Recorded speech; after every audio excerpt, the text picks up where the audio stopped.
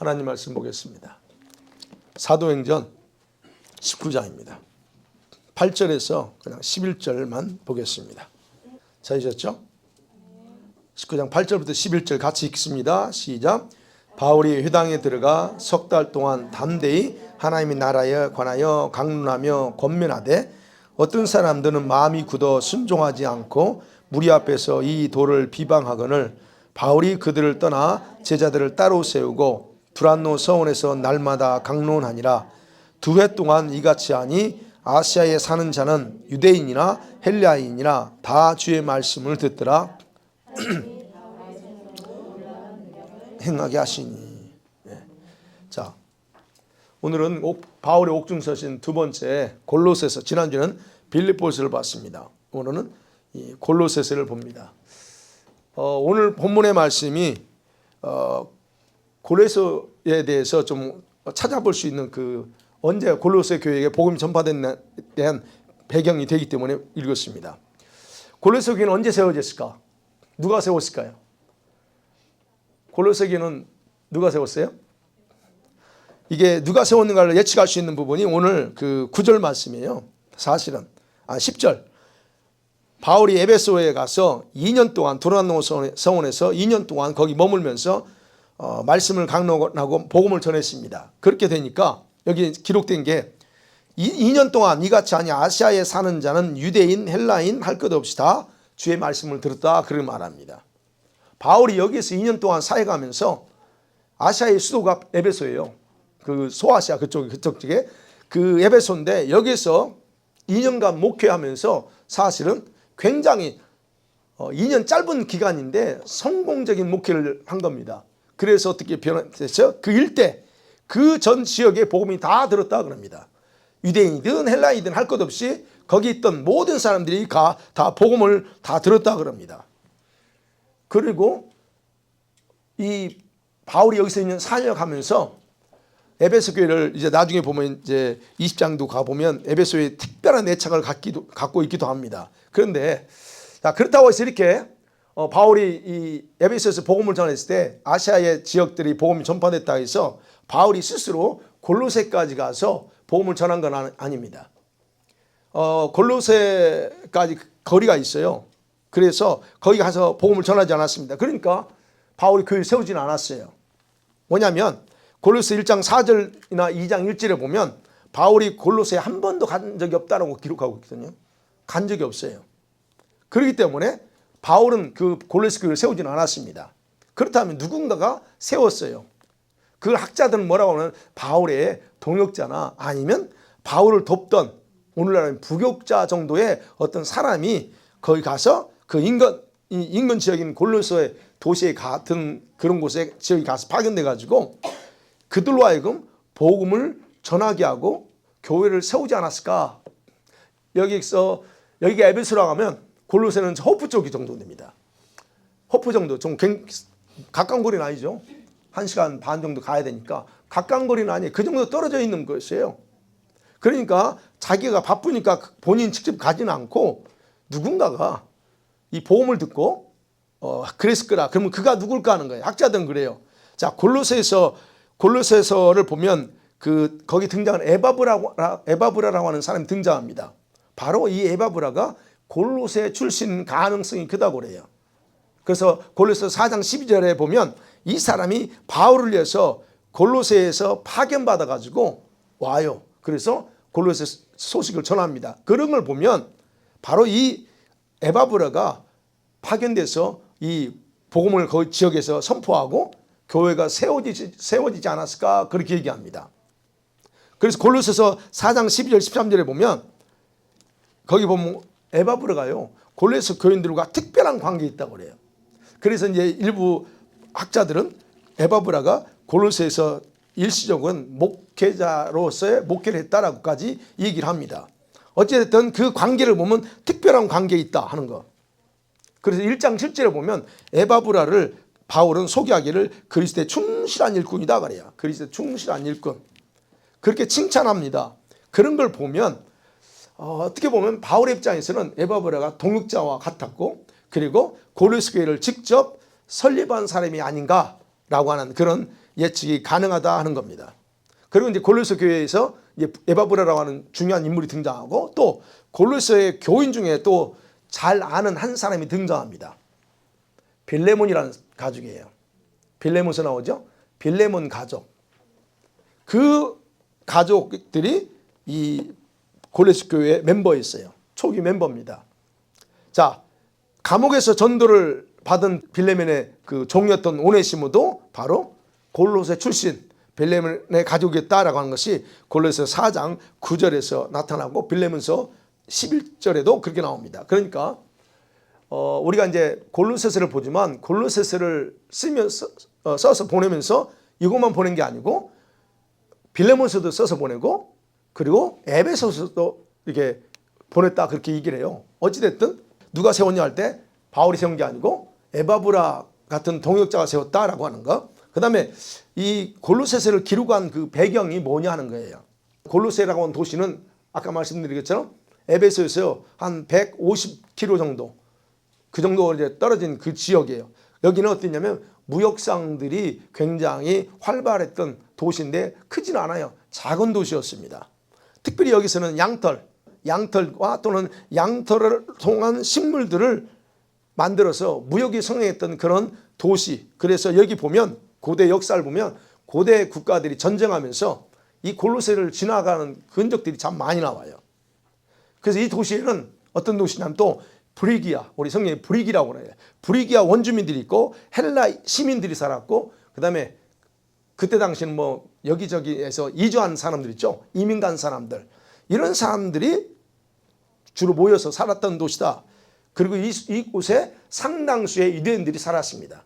지난주에 빌립보에는 유대인들이 거의 없었다고 그랬습니다. 그런데 이 골로새에는 유대인들이 굉장히 많아요. 왜냐하면 여러분 안티오쿠스 3세가 중간세에서 나오죠. 안티쿠스 1세, 2, 3세, 4세가 안티오쿠스 에피파네스 이 적그리스도의 상징 인물 그 아버지죠. 3세가 바로 이 메소포타미아와 바벨론에서 2,000명의 유대인들을 바로 이 골로새 지방으로 보내버려요.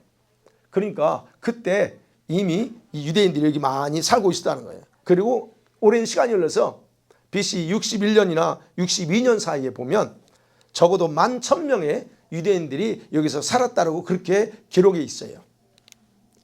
어쨌든 여기에는 그래서 유대인들이 굉장히 많았다는 거. 그리고 이 도시 골로새라고 하는 도시는 브리기아의 혼합 종교의 특성이 아주 강한 도시입니다. 혼합 종교. 한신만 섬기지 않습니다. 물론 그때 당시 헬라 도시는 그랬죠. 헬라 신화가 참 많이 나왔던 거죠. 이때 이 아시아의 어머니의 신에 해당됐던 신이 뭐냐면 시벨리예요. 시벨리라고 하는 그런 여신입니다. 이 시벨리는 브리기아의 대지를 통치하는 여신이에요. 그 이름입니다. 이 시벨리를 섬기는 그런 어떤 의식이 있어요. 그냥 하지 않습니다. 의식이 뭐냐면 엑스타시, 황홀극에 빠지고 엑스타시하고 그 다음에 금욕주의를 통해서 의식을 행합니다. 그래서 이 골로새서 읽다 보면 여러분이 전혀 뭔 말인지 모르는 분이 나와요.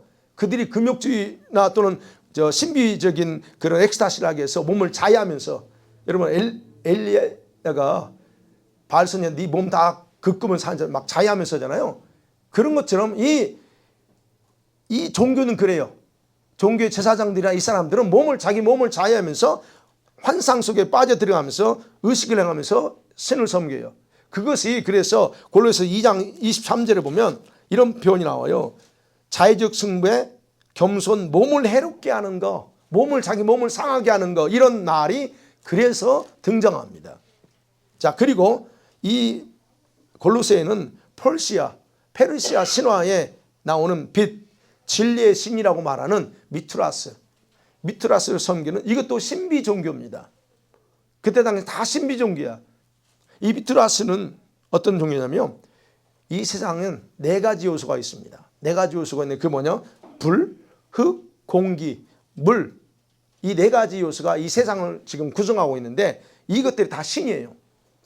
이것들을 신으로 섬깁니다. 그래서 세상에 이 원초적인 신이 4가지인데 이 4가지를 기분 좋게 해줘야 자기들의 운명이 편하고 자기들의 삶에 좋은 일이 일어난다고 그들은 그렇게 믿었어요. 왜냐하면 이 4가지 이 네 가지 요소들은 영적이고 신적인 어떤 마력을 가지고 있다라고 그렇게 믿었기 때문에 그래요. 우리도 예전에 우리 조상들이 그랬던 것처럼 이때도 그랬어요. 특별히 여기서 특별히 공기, 이 물은 어디서 옵니까? 이거는 흙은 땅에 있으니까 상관없네. 불도 우리가 만들 수 있는데 이 공기와 물은 그게 아니에요. 위에서부터 와야 돼. 그래서 말합니다. 이 공기나 물 같은 것이 하늘에서 이 땅에 유출돼서 흘러나오는 때에 신의 충만함이 거기 흘러나온다 그래요. 신성의 충만함이 흘러나와. 그래서 이 세상과 사람들에게 또는 또 특별한 어떤 하늘과 하늘의 신 사이에 뭔가 매개체 있는데 이 신성을 띠는 존재들이 이 우리가 살고 있는 곳에 있다 그렇게 믿어요. 자, 그런 존재들을 이온이라고 그럽니다. 이온. AEON인데 이온. 발음상은 이온이에요. 이온이라고 말합니다. 근데 이들이 신성을 가지고 있어. 그래서 이런 이온을 가지고 있는 사람들은 거의 다 신적인 존재야. 그래서 이거를 섬기면서 그들을 기분 좋게 해줘야 돼. 기분 좋게 해줘야 그들은 구원을 받을 수 있다라고 그렇게 믿었던 거예요. 그러니 얼마나 신을 달래고 또 달래고 얼마나 그랬겠어요. 그래서 그들이 그 신의 기분을 맞추기 위해서 금욕도 하고 부부 생활도 안 하고 이 먹는 것뿐만 아니라 그냥 뭐 이런 엑스타시 속에 들어가서 그 신이 원하는 거라면 뭐든지 다 하려고 했던 그런 이유가 거기에 있던 겁니다. 자, 그래서 이런 것 이렇게 믿었기 때문에 보세요. 하늘에 있는 별들은 어떤 존재일 것 같아요? 저 신이야. 저 속에는 그 밤만 되면 빛이 비춰와. 이거 신적인 존재로 생각하는 거예요. 거기에 이온이 들어있다 하는 거예요. 그 다음에 천사들. 그들은 천사에 믿었어요. 그 천사들도 마찬가지야. 그 천사들이 인간의 삶을 지배한다는 의식을 가지고 있었기 때문에 그래서 천사도 하나의 신으로 섬겼던 겁니다. 그래서 오늘 골로새 읽다 보면 천사 숭배하는 거 뭐 이런 얘기도 나와요. 네. 자, 이것 때문에 바울이 1장 19절에서 여러분 이해가 될 수 있는지 모르지만 아버지께서는 모든 충만함으로 예수 안에 거한다 그래요. 자, 예수님 안에 하나님의 충만하심, 신성의 충만함이 예수님 안에 있어 라고 얘기하는 거예요. 그래서 그 부분을 바울이 골로새에서 말하고 있다는 거예요. 그리고 골로새서 2장 18절에 이 골로새 이단들이 들어와 있는데 이단들은 자신들을 아까 말했죠. 금욕주의적으로 몸을 자해하면서 천사들도 숭배하면서 섬긴다는 그런 표현으로 이렇게 또 그런 집단들이 있었습니다. 그러면서 2장 8절에 여러분 보면 세상의 초등학문이라는 단어가 나와요. 누가 철학과 헛된 속임수, 뭐 세상 초등학문, 뭐 이런 단어들이 나옵니다. 이런 세상의 초등학문은 그 단어는 아까 말한 네 가지 있죠. 물, 불, 공기, 흙 이런 네 가지 이 세상을 구성하는 하나의 영적인 말의 힘을 상징한다 그래요. 그 뜻이에요. 초등학문은. 자, 이러한 정신적인 의식을 지배하고 있던 그 골로새 사람들, 그 사람들이 지금 바울에 의해서 복음을 들었습니다. 복음을 들었을 때 어떤 복음이에요? 예수님이 구원자야. 예수님이 하나님의 아들이고 그렇게 전했을 거 아니에요. 그럼 그 복음을 들었을 때 이런 헬라적인 그다음에 또 혼합적인 심미적인 그 종교 사상과 의식에 잡혀있던 그들이 예수 그리스도의 복음을 들었을 때에 어떻게 생각했을까? 예수를. 아테네에 갔어요. 바울이. 아테네에 가서 전도할 때 거기는 신들이 너무 많아. 새로운 것들이 오면 다 그거를 듣고 신으로 만들. 그래서 이름도 모르는 신 바울이 그거 얘기하잖아요.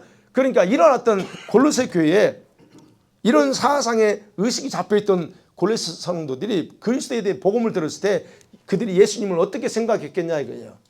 하나의 이온이에요. 즉 신적인 어떤 존재 그 정도로 생각했다는 거예요.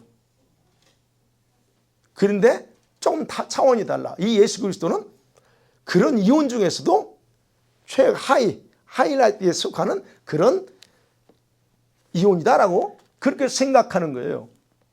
골로새 교회 성도들이. 결국 왜 이런 일이 벌어졌냐? 결국 그래요. 모든 당시에 헬라의 혼합종교 정신 때문에 이 골로새 사람들이 그게 잡혀 있으니까 그렇게 생각하고 반응하는 겁니다. 자, 이런 혼합정신이 강했던 당시 골로새 사람들이 새로운 어떤 종교가 들어와도, 그죠? 새로운 종교가 들어와도 그 종교의 독특성을 지키지 못합니다. 그래서 어떻게? 흡수시켜버려요. 자기들의 그 혼합주의 사상에 흡수시켜서 새로운 종교로 변형을 시켜버려요. 그럼 유대인들이 거기 살았죠? 유대인들이 살았어. 그러면 유대인은 어떻게 됐을까? 유대인도 마찬가지입니다. 거기 혼합종교에 같이 동화돼 가지고 혼합주의 유대교가 생겨버린 거예요. 그렇게 변질돼 버려요. 우리가 그렇게 쉽게 그런 일이 일어날 수 있습니다. 여러분도 그럴 수 있어요. 여러분 지금 하나님 믿는다고 하는데 여러분 의식과 사상이 뭐에 잡혀있냐에 따라서 여러분 또 그렇게 해. 그래서 우리 선교지에 가면 옛날에 토착 신화라고 그래요. 토착. 선교사님들이 가서 선교할 때 그들이 믿고 있던 신이 있어. 근데 거기다 복음을 전할 때 그들은 그 예수 복음을 그들의 식으로 받아들여서 한다는 거야. 그래서 우리 한국교회가 기복신앙 하는 이유가 뭐예요? 바로 옛날 우리 기복적인 종교 백그라운드에 근거에 있기 때문에 그런 식으로 지금 변질되어 있다는 거죠. 그게 바로 그랬다는 거예요. 이 골로새 교회가 그런 문제에 있었다는 거예요. 그러니까 이들은 예수님의 유일성, 오직 예수님만이 구원자라는 거, 구원자로서 예수님은 그런 부분에서 또는 오직 예수님만이 세상의 통치자라고 하는 그런 것이 인정하는 것이 어렵다는 거예요. 하나, 그 중에 하나지. 이렇다는 게. 요즘은 바로 이제 종교다운지식으로 나가는데 바로 그렇다. 이런 의식을 가지고 그들이 모여서 예배한다면 그 예배는 어떨까? 그런 사람들이 모여. 그렇다면 어떻게 예배할까 하는 거예요. 바로 자기들의 혼합된 종교의식으로 예수님을 섬기는 예배의식도 바로 뭘로 바뀌었냐면 금욕주의적인 그 의식과 섞여서 같이 예배하는 거예요. 여러분 바울은 바로 이 혼합종교의 정신, 혼합종교의 시스템에 녹아내리지 못하도록 바울이 지금 이 골로새서를 써서 방지하기 위해서 지금 이 편지를 쓰는 겁니다. 오직 예수님의 독특함 또는 예수님의 절대성만을 강조하는. 그래서 1장부터 시작하면서 보면 여러분들이 이제 16절에 보면 예수님이 어떤 분이냐? 그분은 만물이 생기기 전에부터 계셨고 그걸 만물의 창조자야 라고 시작돼서 들어가는 거예요. 그게 23절까지 예수님의 선제 이런 걸 강조하는 겁니다. 예수님은 많은 이온 중에서 하나가 아니고 세상은 바로 예수님에서 창조됐고 그리고 모든 만물보다 먼저 계신다라고 바울이 강조하기 시작하는 겁니다. 그리고 이제 이런 내용에 근거해서 바울이 이 골로새 이단들의 구구 중에 하나를 인용해서 결론 맺어요. 2장 21절에 한번 여러분 골로새 2장 21절을 보세요. 같이 볼까요? 시작. 곧 붙잡지도 말고 맛보지도 말고 만지지도 말라는 것이니 이 모든 것은 한때 쓰이고는 없어지니라. 사람의 명령과 가르침을 따르느냐? 이런 것들은 자의적 숭배와 겸손과 몸을 괴롭게 하는 데는 지혜 있는 모양이나 오직 육체에 따르는 것을 금하는 데는 조금도 유익이 없느니라. 바울의 결론이 이거예요. 그들이 외치는 거, 너희들이 구원받기 위해서는 네 몸을 자해가면서라도 이혼을 신비적인 신들이라고 여겼던 존들을 기분을 좋게 만들어야 된다라고 하는데 그건 아니다는 거예요. 그래서 붙잡지도 말고 만지지도 말고 맛보지도 말라 그래요. 그러면서 23절에 그러죠. 이런 자의적 숭배, 겸손, 몸을 괴롭게 하는 데는 인간적으로 볼 때는 굉장히 대단한 것 같이 지혜로운 것 같지만 육체를 따르는 데는 육체의 본능을 금하는 데는 조금도 유익이 없다 그럽니다. 우리 육신의 여러분 본성을 여러분이 그렇게 쉽게 뭐랄까요? 절제가 가능한가요? 안 돼. 그래서 바울이 얘기하는 거예요. 그래서 더 이상 구원을 위해서 원초적인 이 힘을 의지하거나 금욕하거나 신비주의의 그런 종교 의식들에 참여하는 등 이런 건 필요 없다는 겁니다. 바울이 얘기하는 거예요. 예수께서 십자가에서 죽음을 통해서 이런 종교들을 이용하는 사단의 모든 세력들을 모두 다 박살냈다라고 강조합니다. 그래서 그런 일들은 이방 종교는 다 사단에 의해서 만들어진 거라고 얘기하면서 그 사단은 예수님이 십자가에서 다 초토화시켰어라고 그렇게 강조하는 겁니다. 그래서 바울이 이제 하나의 돌아가면서 읽는 편지, 회람이라고 합니다. 그 한자로 돌아가면서 읽는 편지로 이 골로새서를 써요. 에베소서도 그런 편지를 써. 그래서 이 골로새라고 하는 교회만 읽지 말고 그 지역의 가정교회들을 다 돌려가면서 이 바울이 쓴 이 편지를 읽어가면서 그래서 잘못되지 않도록 이렇게 하기 위해서 쓴 편지가 바로 이 골로새서라고 하는 겁니다. 자, 이런 가운데, 이런 배경 가운데 골로새서가 기록됐습니다. 자, 그러면 세 번째로 봅니다. 골로새서를 왜 기록했느냐, 목적이 뭐냐는 겁니다. 제가 말씀드렸죠. 옥중서신 중에 제일 먼저 기록한 편지가 이 사실은 골로새서다. 자, 바울이 첫 번째 로마 감옥에 갇혀 있는 동안에 거짓 이단, 이런 신비 종교, 당시 골로새 도시에 유행했던 이런 혼합주의 사상이, 이게 그 사상에 잡혀있던 사람들이 예수 믿었는데, 이게 처음에는 나름대로 가르침대로 이렇게 잘 따라갔는데, 이 여전히 골로새 도시에는 이걸 주장하고 그다음 있는 신비주의자들, 이런 사람들이 계속적으로 성도들 또는 복음을 받아들이는 사람들을 괴롭히는 거예요. 너가 그렇게 해서 구원받는 게 아니오. 우리 같이 해야 구원받아. 그러면 자기들은 안 하거든. 구원받은 성도들은 그거 할 필요 없으니까 안 하니까 너무 편하잖아요. 그런데 지금 그 생활의 과거에 젖어있던 사람이 처음에는 은혜 받을 때는 좋았는데 시간이 지나면서 과연 내가 이렇게 안 하면 구원받을 수 있나? 옛날로 돌아가겠죠? 그러면서 이 사람들이 주변 사람들에 의해서 그런 것들에 시달리는 거예요. 이 시달리다 보니까 그 교회 리더에 해당하는 에바브라를 바로 이제 로마 감옥에 있는 바울에게 보내서 해결책을 강구하는 거예요. 도대체 어떻게 해야 되냐? 그래서 보낸 편지다 하는 거지. 이 골로새서요. 자, 에바브라는 자기 교회에서 발생한 이런 모든 사정들을 다 바울에게 이해합니다. 다 얘기해요. 그 보고 내용을 듣고 여러분, 그들이 지금 복음을 듣고 그 열매로서 초기에는 믿음과 사랑과 소망이 충만했다는 것. 그래서 1장 3절부터는 그 얘기하는 거예요, 바울이. 야, 너희들이 처음에 복음을 듣고 참 이렇게 은혜가, 믿음과 사랑과 소망이 충만했었다라고 그때를 상기시키면서 얘기합니다. 그런데 여전히 과거의 습관적인 죄악들, 신비주의에 젖어 있을 때의 그 습관적인 죄악들, 그쪽으로 돌아갈 그런 가능성이 지금 굉장히 많아지고 있다는 것. 이렇게 혼란스러워할 때에 자꾸 또 거짓 선생들 또는 신비주의자들이 와가지고 야, 우리가 해결해 줄게, 그거. 해결책을 자꾸 해결책이 있다라고 교회에 침투해 온단 말이에요. 이런 거, 거짓 이단, 신비주의자들이 주장하는 이런 거. 그래서 예수 그리스도, 너희들이 말한 예수 그리스도는 우리가 하나의 이혼이 불과하지 그게 아니다라고 자꾸 이렇게 그리스도를 부정하게 만드는 그런 위험한 가운데 있었다는 거예요.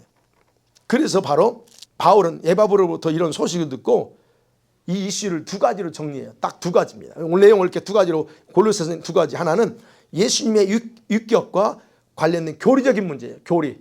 그래서 이제 신학적으로 기독론, 예수님이 누구냐라고 하는 것이 이 골로새서 예수님의 기독론이라고 그래요. 그다음 또 하나는 실제로 그리스도인이 된 우리 골로새 성도들의 실제적인 삶과 관련된 실천적인 문제예요. 너희들이 구원받았어? 그러면 실제 어떻게 살아야 되냐 하는 문제를 그냥 이렇게 딱 두 가지로 요약하는 겁니다. 그 내용을 그렇게 요약할 수 있어요. 그래서 교리적인 문제는 뭐냐? 뭘까요? 아까 이제 예수님을 하나의 이온으로 생각해. 하나의 신적인 존재로 생각해. 그러니까 뭐가 문제예요? 예수님은 유일한 분이 아니에요. 구원자는 유일한 분이 아니에요. 또 누가 나타나면 그가 또 구원자 될 수 있어요. 그래서 바울이 얘기하는 거예요. 교리적인 문제로 오직 그리스도만이 하나님의 형상이고 유일한 구원자이고 중보자다라고 1장에서 지금 9절부터 계속 강조하는 거예요. 그러면 실제 삶의 문제는 뭘까요? 실제 성도들의 삶에서 문제는 뭐냐? 현실 삶의 중요성을 부정하는 이 금욕주의, 이 금욕주의를 강하게 비판합니다. 이 사람들은 지금 아까 그랬죠? 자기들이 구원받기 위해서 또는 그 신을 기쁘게 하기 위해서는 그 중에 하나가 신이 금욕을 원해. 이런 걸 따라가야 된다고 그랬잖아요. 근데 그건 아니다는 거예요. 그걸 심각하게 비판하면서 그거는 뭐냐면 옛사람을 벗어버리는 거야, 그거. 그 옛사람 벗어버리고 위의 것을 바라보는 부활의 삶을 살아야 된다라고 실제적인 삶에서 그래서 3장에서 갑자기 그런 거죠. 너희는 그리스도와 함께 살렸으면 위의 것 바라보라 얘기하는 거예요. 자, 골로새인들에게 영혼을 이렇게 망하게 만드는 이런 이전의 과거의 신비주의나 혼합주의의 악한 행실로 돌아가지 말도록 그러면서 경고하고 예수 그리스도가 완전한 해결책이다. 예수 그리스도만이 완전한 해결책이라는 것을 경고하는 내용들이 그래서 전체가 다 그렇게 기록되어 있다는 겁니다. 그래서 여러분 이 골로새 읽을 때 이제 왜 갑자기 바울이 9절부터는 예수님이 어떤 분이야 쭉 얘기하고 그 다음에 2장이 넘어와서는 또 갑자기 라오디게아 뭐 이런 얘기를 왜 하고 그 다음에 또 보면 6절부터는 뭐 초등학문 나오고 헛된 소금 천사 숭배 이런 일들이 왜 나오냐 하는 것이 바로 이런 백그라운드 때문에 나온다는 거예요. 그리고 바울은 이 골로새 교회의 리더인 에바브라의 가르침이 매우 정상적이었다. 에바브라가 가르친 게 진짜 있다라고 그래서 강조하면서 에바브라를 높여줍니다. 이 에바브라는 나중에 다시 바울과 같이 복음을 전하 감옥에 갇혀요. 나중에 감옥에 갇힙니다. 그래서 이제 골로새를 나오게 돼요. 그래서 그걸 보면 빌레몬서에 그게 기록되어 있어요. 자, 이런 내용을 써가지고 바울이 에바브라에게 보내지 않고 두기고 자기를 돕던 두기고한테 주고 그러면서 동시에 오네시모를 보낼 때는 빌레몬에게 그 빌레몬서를 써서 함께 같이 보내는 거예요. 이때 바울이 소아시아의 모교회라고 할 수 있는 에베소에도 역시 동일하게 그 편지를 써서 보내는 겁니다. 자, 여러분 그래서 다음에 보겠지만 골로새서하고 에베소서 내용이 비슷한 게 너무 많아요. 비슷해요. 그 비슷한 게 왜 그런가를 한번 나중에 보면 됩니다. 자, 이런 가운데 이런 목적으로 바울이 이 골로새서를 썼다. 그러면 골로새서 내용을 요약해 봅니다. 1장이 어떤 거냐면 이거예요. 간단해요. 골로새 리더인 에바브라에게 온 소식 듣고 가장 큰 문제가 뭐라고요? 기독론, 예수님의 유일성을 예수님을 하나의 이온으로 생각하는 그 잘못된 혼합적인 사상을 깨기 위해서 그 기독론을 강조해요. 그래서 1절에서 8절까지는 뭐냐? 바울의 인사합니다. 그리고 에바브라의 가르침대로 그들의 삶에 나타나는 열매를 칭찬해 너희들이 열심히 살았다. 지금까지 잘 살았어. 얘기합니다. 그래서 9절부터 23절까지는 너희들의 구속은 예수 그리스도의 십자가의 피로 이루어진 것이다. 그리고 예수 그리스도는 만물의 창조자지 하나의 이온이 아니야. 창조자다.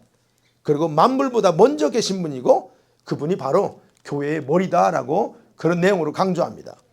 그러면서 하나님께서 모든 충만함으로 19절에서 그 예수님 안에 있어라고 말하죠. 다른 데 있는 게 아니고 이온이 어떤 사람에게 임해야만이 그게 아니고 하나님의 충만함 그것이 예수 안에 함께한다 얘기합니다.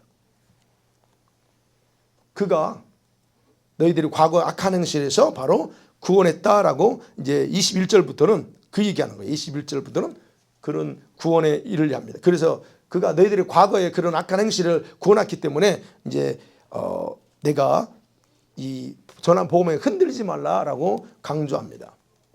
그러면서 1장 24절부터 2장 5절까지 보면 바울은 개인적으로 교회를 위한 비밀을 맡은 자들하고 자신을 소개해요. 자신. 2장이 그래서 뭐냐면 이제 2장의 6절부터가 핵심이에요. 혼합주의 정신에 의해서 혼란을 일으키고 있는 그런 그들에게 예수 그리스도인으로서 삶의 방향을 제시하는 게 이제 2장 전체 내용입니다. 근데 이제 21절부터 2장 5절까지는 그예요. 바울이 개인적으로 교회를 위한 비밀을 맡은 그런 사역자다라고 자신을 소개합니다. 그 비밀이 뭐냐? 바울이 맡은 비밀이 뭐냐? 예수 그리스도라는 거예요. 그 예수 그리스도가 누구냐? 그는 만세와 만대로부터 비밀로 감춰져 있었던 분. 근데 그분이 드러나서 나는 그거를 너희들한테 전하고 그거를 가르치고 있다라고 얘기합니다. 그리고 2장 1절에서 5절까지 보면 라오디게아 교회 갑자기 나옵니다. 내가 너희와 라오디게아에 있는 자들과 그래요.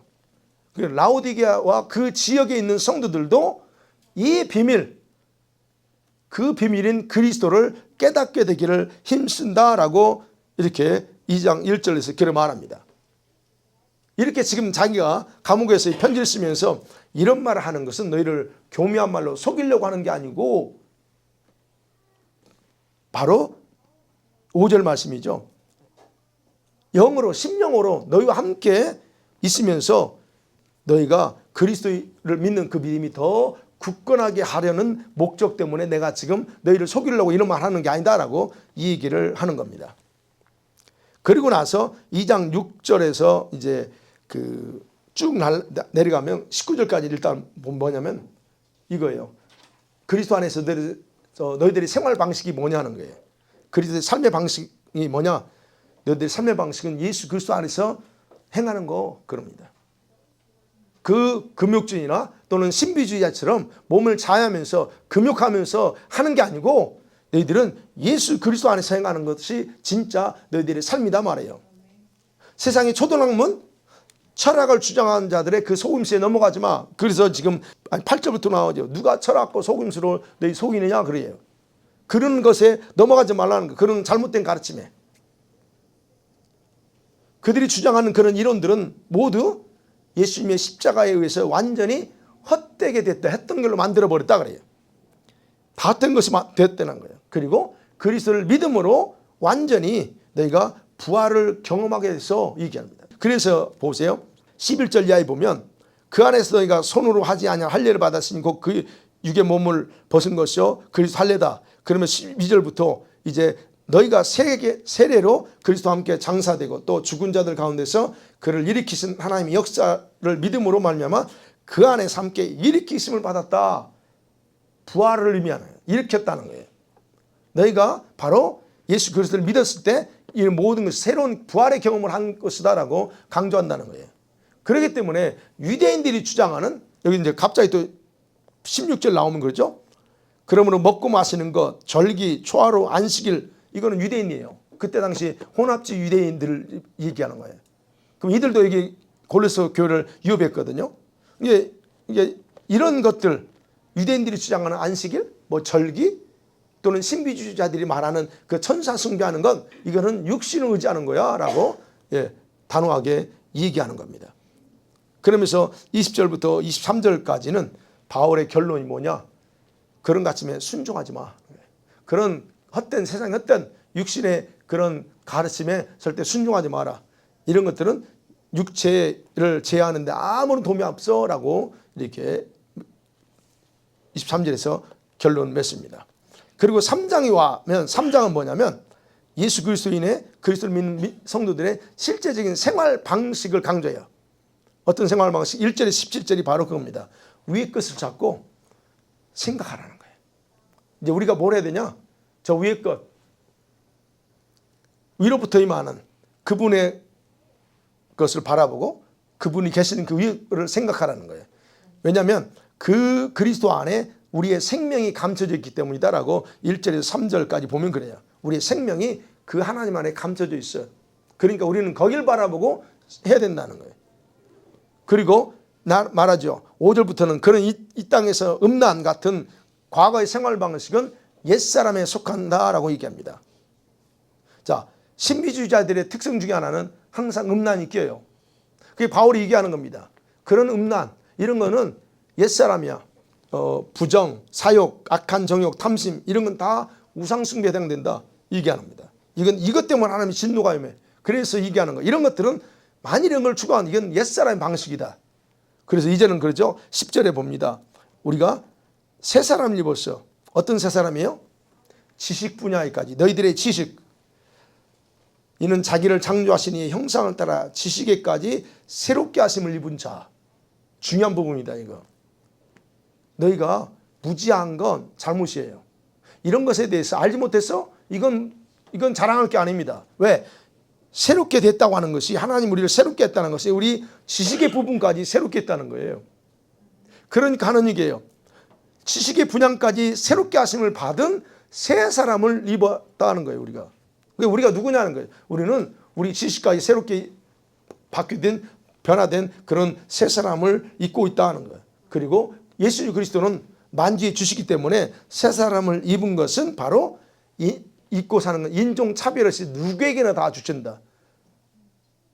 유대인만 주는 게 아니고 그래서 이제 나오지 11절에 헬라인, 유대인, 할레파, 무할레파, 야만인, 스구다인, 종, 자인 할 것 없이 모든 사람들에게 이렇게 새 사람을 입는 것은 누구에게나 다 주어졌다 그럽니다. 그러니까 골로새 성도들은 거의 이방인이잖아요. 너희들이 다 똑같다라고 얘기하는 거예요. 그래서 이제 12절부터 쭉 올라가 보면 그죠? 17절까지 쭉 보면 성도들 간에 너희들 성도들 간에 서로 용납하고 예수님의 평강이 너희 안에 넘치게 만들고 그리스도의 말씀으로 너희 가운데 풍성하게 만들어라고 얘기하는 겁니다. 그리고 나서 이제 18절부터 4장 1절까지는 우리 그리스도 안에서 부부관계, 서로 부부관계 어떤 관계가 되냐? 자녀의 관계, 종과 상전 그 관계를 잘 보라는 거예요. 그러면서 모든 일은 다 주님께 하더라, 주님께 하라라고 이렇게 결론을 내립니다. 자, 그리고 나서 4장 마지막 장에서는 이제 바울의 마지막 권면이에요. 너희들이 이런 실제적인 삶을 살아갈 수 있는 데 있어서는 너희들에게 뭐가 필요할까? 권면입니다. 목회자들이 늘 할 수 있는 거 깨어 있으라는 거예요. 그래서 2절부터 말합니다. 기도를 계속하고 기도에 감사함으로 깨어 있으라. 이 권면입니다. 깨어 있으래요. 기도하래요. 세월을 아끼래요. 5절 같은 경우는 세월을 아끼고 말하는 것도 조심해라 좀.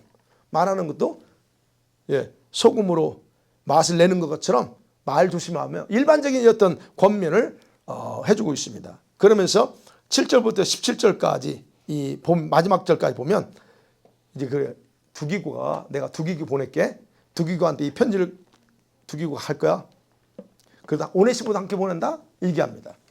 그리고 나중에 아리스타고와 마가, 마가복음을 쓴 마가도 갈 건데 그걸 잘 영접해 주라 얘기하고 에바브라가 지금은 가지 못하지만 너희들이 하나님의 뜻 안에 서 있기를 지금 간구하고 있다라고 얘기하고 그리고 나서 이제 15절 이하에 보면 그 외에 라오디게아 교회들과 형제들에게 서로 인사하면서 그러면서 서로 이 편지를 돌려가면서 읽어라라고 얘기하는 거예요. 16절까지. 자, 이 부분 이렇게 하면서 결국 편지를 마칩니다. 이게 골로새서입니다. 여러분 어떠세요? 이 골로새서 내용이 여러분이 읽을 때마다 처음 듣는 단어들이 있던 것들인데 이것들이 왜 이렇게 기록했는가를 조금이나마 여러분이 이해가 됐나요? 네. 이제 앞으로 골로새서 읽을 때 혼동이 없으면 좋을 것 같고 그 다음에 신년 제무장 할 때 이 말씀 보면서 여러분들이 뭐 굳이 이런 그 신비주의가 이해했던 것들을 굳이 할 필요 없지만 그러나 거기서 우리에게 중요한 그런 어떤 말씀들은 우리가 잘 적용하면서 나가면 좋을 것 같아요. 아멘.